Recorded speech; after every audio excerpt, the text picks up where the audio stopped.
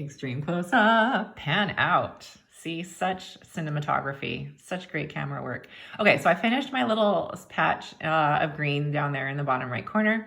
My beads, I didn't line them up super carefully. You can kind of see they're a little bit crooked. But otherwise, I'm happy that I finally got all this light green done. So I'm gonna maybe do a little bit more work and maybe fill in some of the darker green areas on the plant. And it took me about 20 minutes to do that one patch. If you remember what it looked like, I don't remember at this point. So, but yeah. So that's completed. So to do all of that background work, it took, I want to say a little over 2 hours, I think, because yeah, it sounds crazy, right? When you look at it and then you think about it as being that much time. So yeah, I guess it would have been like 2.5 hours, I think. So yeah, this whole thing is probably going to take me, 3 or 4 hours, I think, to complete. And this is just a small one. So if you're doing a big one, that's going to take a really long time. Just saying. So yeah, but there we are. Okay, bye for now. Okay, so I did about another 45 minutes worth of work here. And you can probably see, I know I was going to do the dark green, but I ended up doing not the dark green. So I did kind of the red bits there, the branch down there, and then I did the yellow and orange bits. Now, as you remember, I had a bit of a mishap with the beads. So a lot of them got mixed up.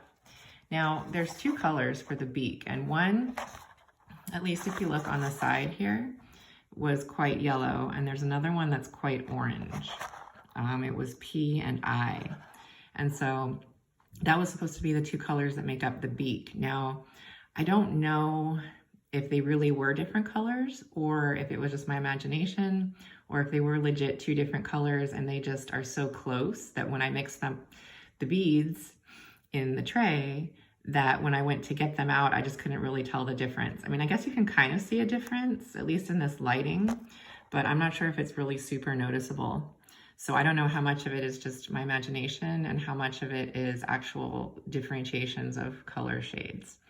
So I don't know. Anyway, so again, that kind of brings me back to my point. If you're doing this, better to probably do 1 color at a time and keep them coordinated rather than trying to be cool like I did, because we know what happens there. Yeah. Anyway, so this is where I am. Again, probably close to 3 hours work at this point, or maybe just over 3 hours altogether. So yeah, so I still have the green plant to do, and then I'll be done.